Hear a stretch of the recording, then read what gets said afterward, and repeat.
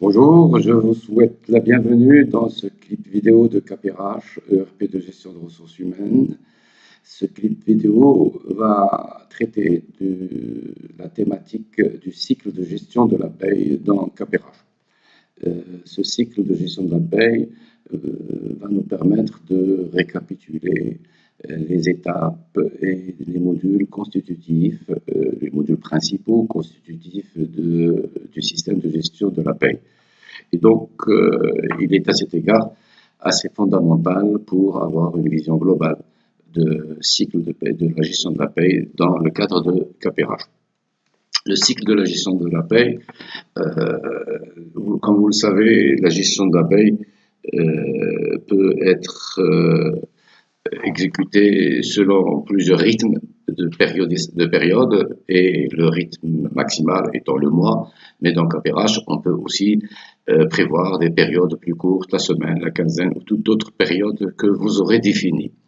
Pour ce clip vidéo, nous allons nous mettre dans l'hypothèse d'un cycle mensuel de gestion de la paye. Donc, le cycle de la paye commence par l'ouverture d'un nouveau mois, comme ici.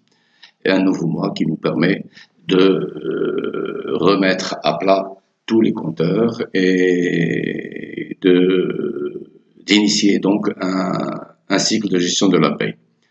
La première étape consisterait, quand on a ouvert un nouveau mois, de procéder à tous les changements qui interviennent au cours de ce mois et pour modifier la fiche de vos collaborateurs, tant au niveau des situations, des données personnelles, ainsi que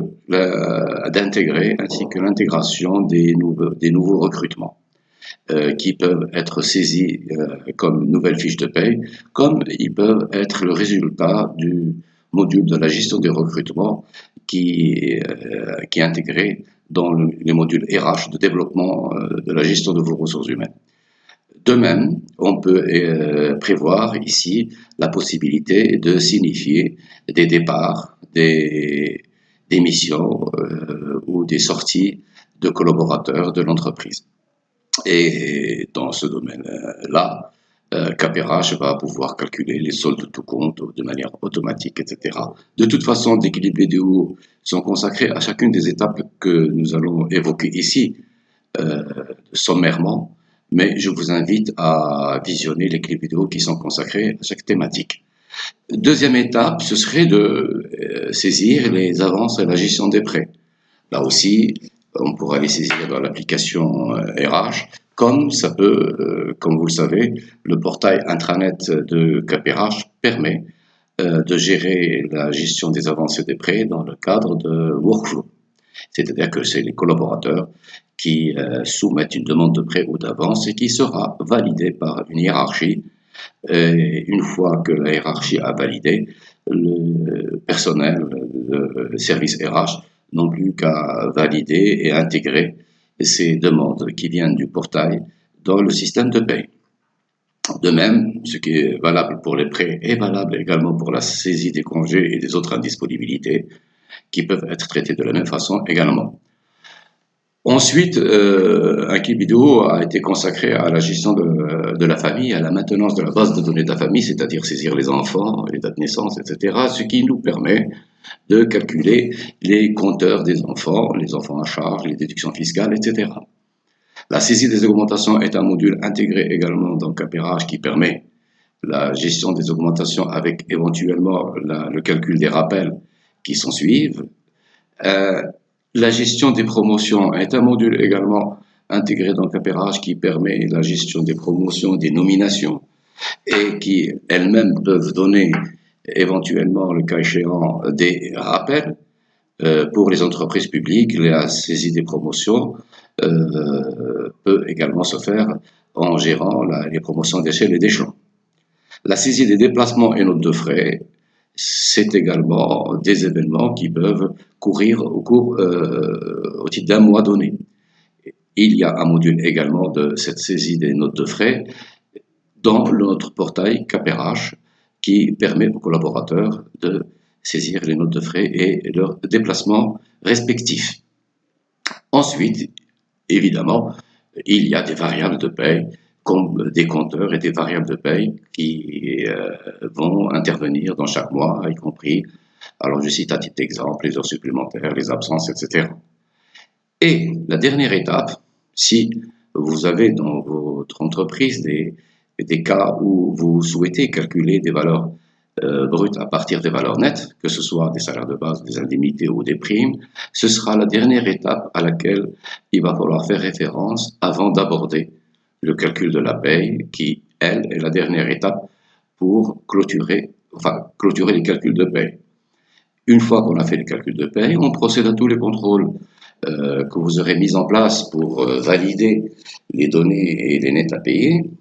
Et s'il s'avère que ces contrôles-là montrent quelques anomalies, quelques omissions de données, etc., on peut toujours annuler le calcul de paye et revenir à l'une des étapes où on pense qu'il y a des omissions ou des approximations. Et donc, une fois que la paye et les nets à payer ont été contrôlés, on peut considérer que la paye est validée.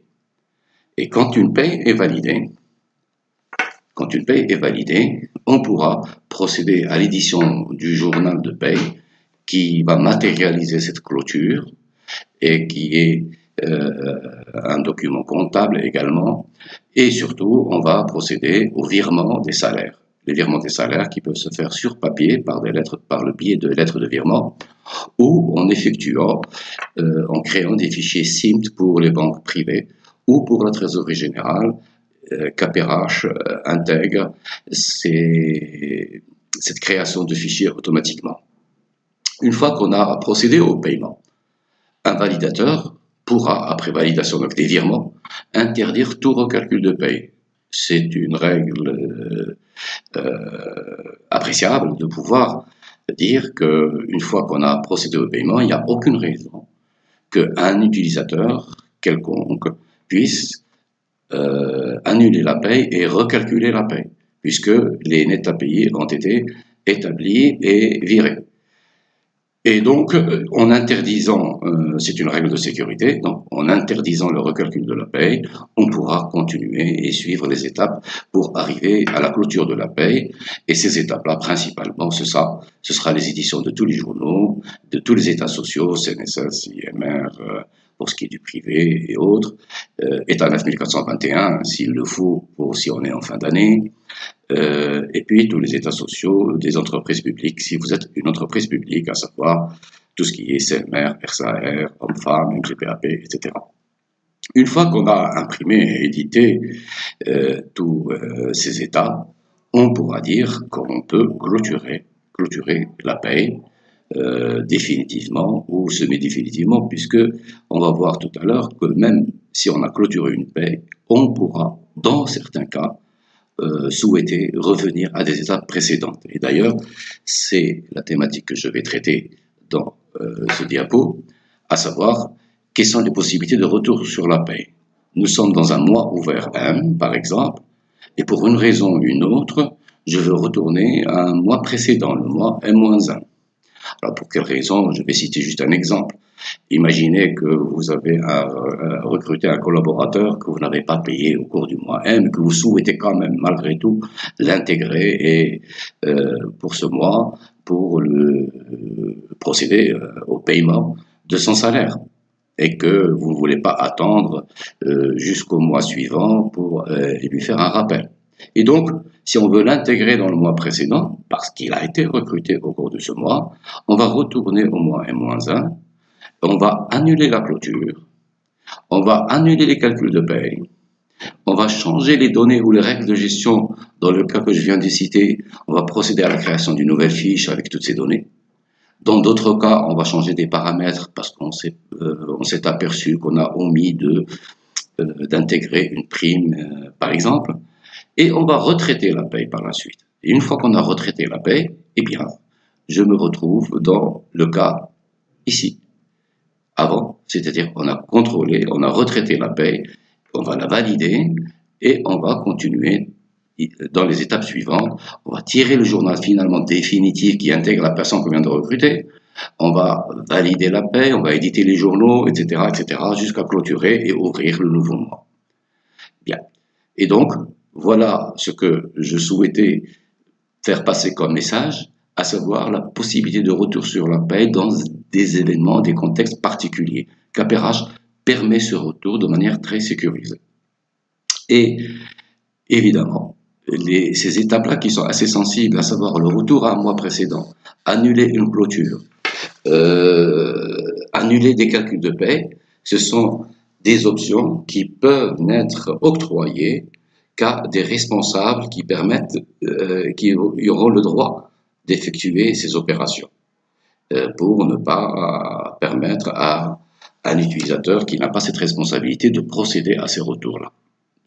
Bien entendu, ça peut être qu'une seule personne à qui on donnera tous les droits.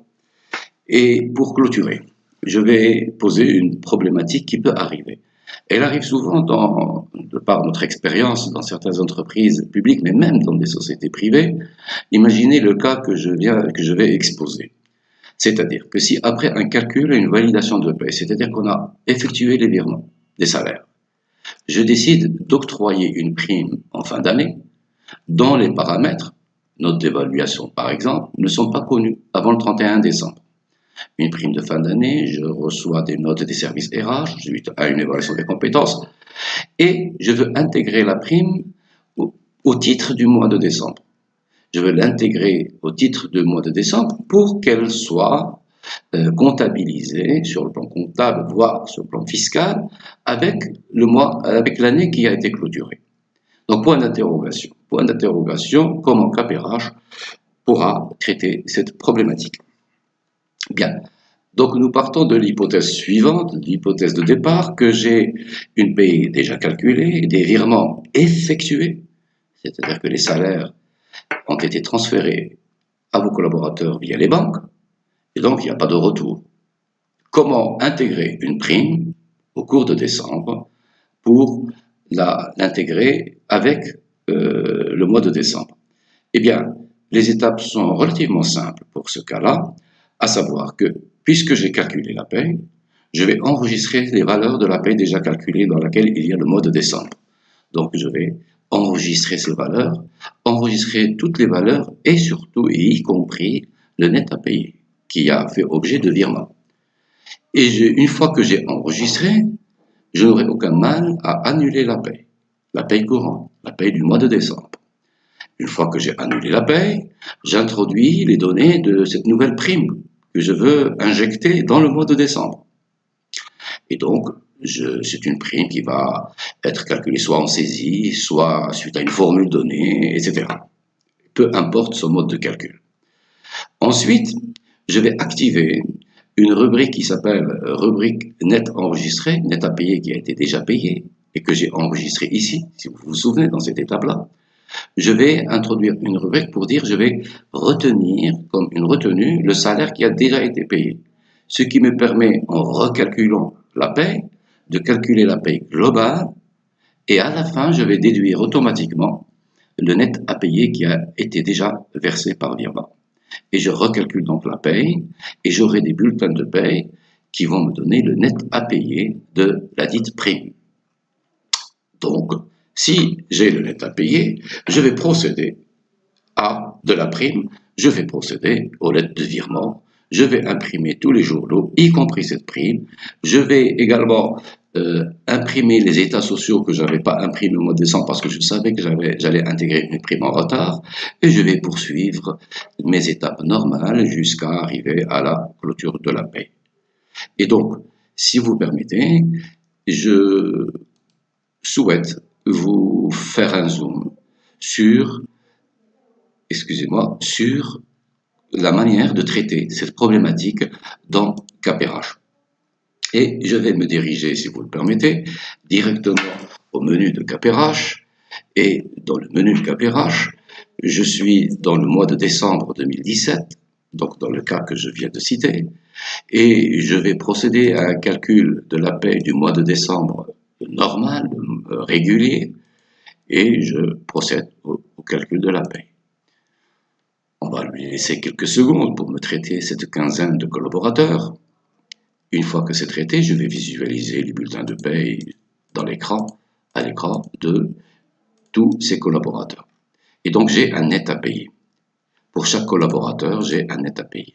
Et qu'est-ce que je fais? Je vais marquer l'ensemble du personnel et je vais demander à Capérage de m'enregistrer tous ces bulletins quelque part, car j'en aurai besoin. J'aurai principalement besoin de ce net à payer que je vais, dans un recalcul de paye en intégrant la prime que je souhaite intégrer, je souhaiterais la déduire. Et donc, je vais dire enregistrer comme simulation. C'est juste. Et je valide. Voilà. Ça a été enregistré. Une fois que j'ai enregistré, je vais annuler les calculs de paie. Et qu'est-ce que j'ai annulé? J'ai annulé le calcul de paie du mois de décembre sans la prime. Pourquoi je l'ai annulé? Parce que ça me permettra de recalculer les salaires en introduisant la prime qu'on a évoquée tout à l'heure. Alors, cette prime, je vais dans le moteur de paye ici. Je vais vous montrer que j'avais créé une prime que je dis une prime complémentaire. Une prime complémentaire dont je fixe la valeur au salaire de base multiplié par 0,5. Et c'est une rubrique qui est un gain, qui est soumise à l'impôt, etc. Elle est soumise aux organismes sociaux, etc. Si je suis une entreprise publique, je peux également la soumettre aux organismes sociaux de l'entreprise publique. Voilà. Et donc, cette prime-là, comme vous le voyez, elle est accordée à tout le personnel mensuel, mais comme vous voyez ici, elle n'était pas cochée parce qu'elle n'était pas activée. Et je vais décider de l'activer pour le mois de décembre. Je décide de l'activer pour le mois de décembre pour que lorsque je fais ce calcul nouveau, elle puisse être intégrée, et je valide, elle puisse être intégrée au calcul de paye. Et donc, qu'est-ce que je fais? Je reviens au calcul de paye. J'ai mon personnel dont j'ai annulé le calcul de paye du mois de décembre. Je calcule la paye. Je recalcule la paye, mais cette fois-ci, les bulletins vont intégrer cette prime complémentaire que j'ai paramétrée. Et donc, j'ai la rubrique 477, j'ai la prime complémentaire qui est égale au salaire de base multiplié par 0,5, la moitié du salaire de base. Le net à payer a changé pour chacun de mes collaborateurs. Et une fois que je fais ça, donc j'ai la paye définitive qui intègre la prime. Et alors, je vais vous montrer également que je peux tirer non pas le bulletin, si je tire le bulletin normal, j'aurai le bulletin qui va intégrer cette prime. Et il y a un bulletin spécial qui va me montrer comment j'ai calculé cette prime. Et donc, je vais aller à la gestion de la paye, journal de la, excusez-moi, c'est pas ça, dans la paye, voilà, bulletin comparé, c'est-à-dire je ne vais pas imprimer le bulletin normal, je vais imprimer, car les bulletins normaux ont été déjà imprimés, peut-être et donnés à vos collaborateurs. Et cette fois-ci, je vais imprimer des bulletins qui vont me permettre de justifier le calcul de la prime. J'imprime, et qu'est-ce qu'il me donne ici? Capérage, il me donne un aperçu de tous les bulletins, mais des bulletins spéciaux, des bulletins qui intègrent le fait que j'ai donné une prime complémentaire. Je donne les valeurs d'avant et d'après. Quand il y a un changement, j'ai donné une prime complémentaire ici, donc qui est nouvelle, c'est un gain qui est fait nouveau. Avant calcul, il n'existait pas. Et j'ai un brut. Le brut d'avant est de 34 000, le brut avec la prime de 40 000. Et donc, et par différence, on obtient toutes les rubriques du bulletin qui vont se conclure par un net à payer qui, lui, ce net à payer, c'est le net à payer de la prime. D'accord? C'est le net à payer de la prime qui me permet donc de justifier mon calcul de prime et de justifier les nets à payer que je vais donner à mes collaborateurs. Donc voilà comment très simplement, avec quelques petites opérations, on pourra traiter ce cas de figure que je répète que j'ai personnellement rencontré dans plusieurs entreprises publiques, mais aussi dans quelques entreprises privées, qui peut arriver, c'est un cas qui peut arriver, surtout en fin d'année. Et donc, voilà, je termine par cette petite démonstration, le cycle de gestion de la paye, et je vous souhaite une agréable journée, et vous donne rendez-vous à un prochain clip vidéo. D'ici là, portez-vous très bien et à très bientôt. Au revoir.